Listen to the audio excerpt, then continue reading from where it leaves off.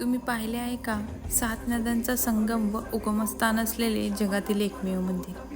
हे मंदिर महाराष्ट्रातील महाबळेश्वर या ठिकाणी आहे. कृष्णा, वेण्णा, कोयना, सावित्री व गायत्री या नद्यांचा उगम या ठिकाणी झाला.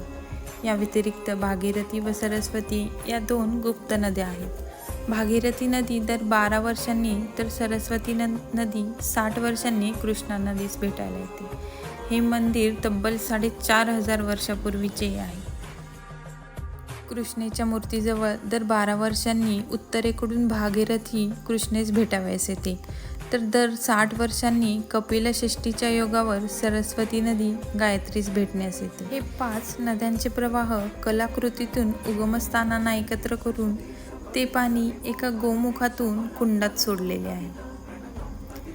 या कुंडास ब्रह्मकुंड असेही म्हणतात. तर त्याच्या शेजारी विष्णुकुंड देखील आहे. या विष्णुकुंडात 7 बहिणी गुप्त होऊन श्री महाबळेश्वर मंदिरात एकत्र येतात अशी आख्यायिका आहे. श्रावण महिन्यात व महाशिवरात्रीस लाखो भाविक श्री क्षेत्र महाबळेश्वरला भेट देतात.